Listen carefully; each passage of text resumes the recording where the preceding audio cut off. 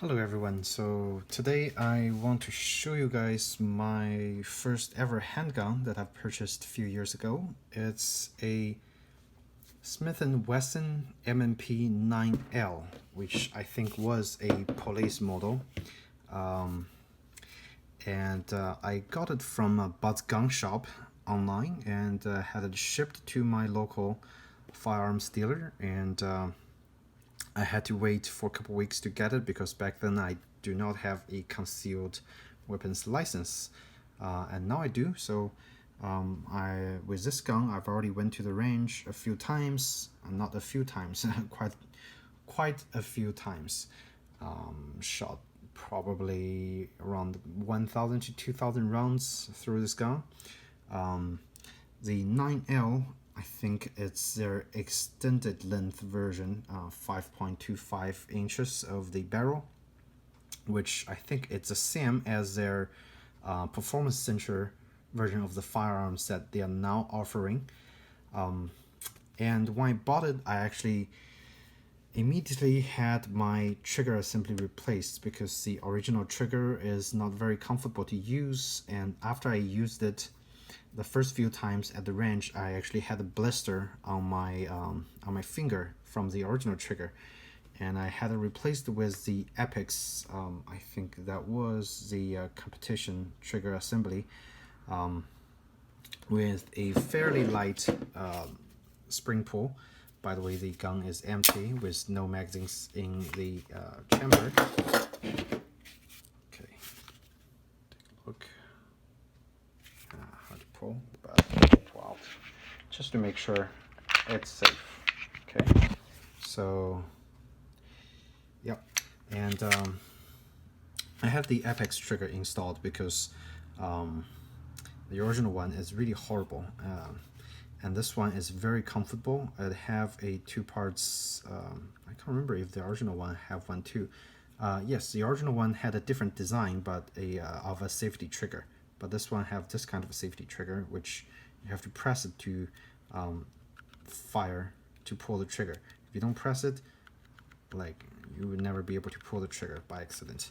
Okay, so had it installed, but I want to mention that if you have a 9L model, it's very likely that your Sear Housing Assembly is really outdated. It was the very old one, which the Epix trigger is not compatible with. So what you have to do is actually get a replacement Sear Housing Assembly from, like what I did was I found that the Sear Housing Assembly was exactly the same for the M&P 0.45, the 0.45 version of the guns, and same one as this one, so it's fully replaceable. The only difference between the M&P 0.45 and the 9mm is the ejector size. So basically you can get a M&P 0.45 Sear Housing Assembly for the 9L model and replace it in and put it into the M&P 9L, which was a older model. Okay, so it says 9L. You can tell the difference once you start to disassemble your gun and take out the Sear Housing Assembly, because the Sear itself actually uses, the older model uses a much smaller spring, while the newer model, I think started in 2012,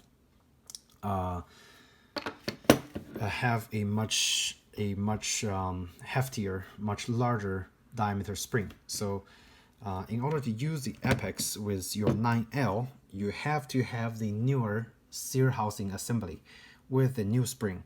And the only place I can find a replacement is to look for the 0.45 version of the M&P, and actually that assembly fits this one perfectly well. The only difference is the ejector size. So basically I used my old ejector and used the new 0.45 Sear Housing Assembly and just put every parts together, and it's interchangeable and it fits. So I got the version with the magazine safety, But I know some people have the preference to remove that safety, which you can do a modification with a ballpoint pen spring to stuck it over there so it works without a magazine safety.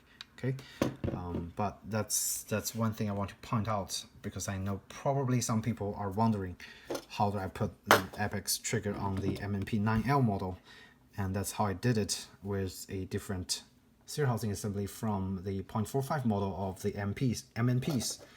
Okay, so I hope that helps you guys answer your question if you do have one about the trigger.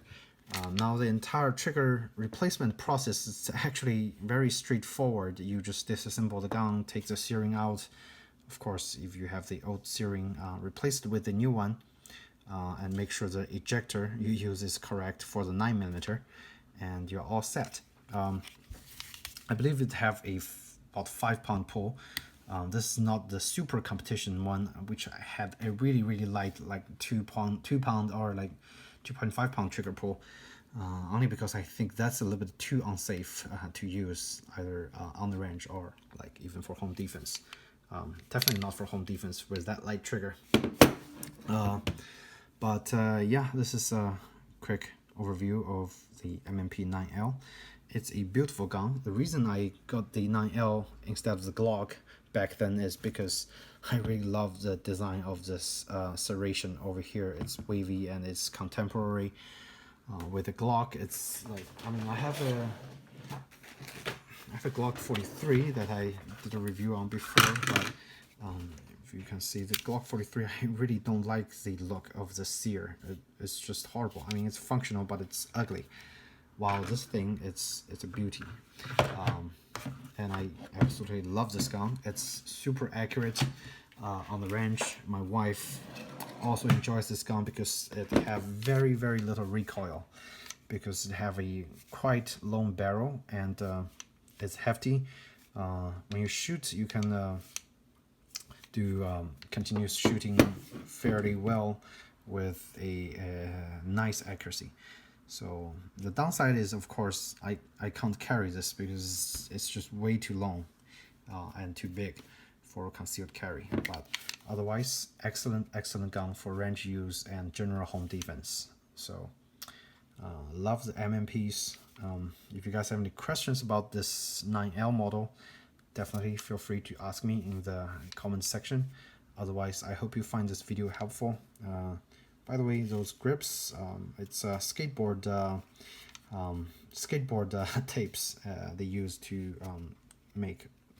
add grips to your skateboard, between your skateboard and your shoes. But it works really well on the grip as well. So I just cut out those quick shapes and stick it on here, and it works really well in terms of helping you gripping the gun. Okay, so that's all. Thank you so much, guys, and take care.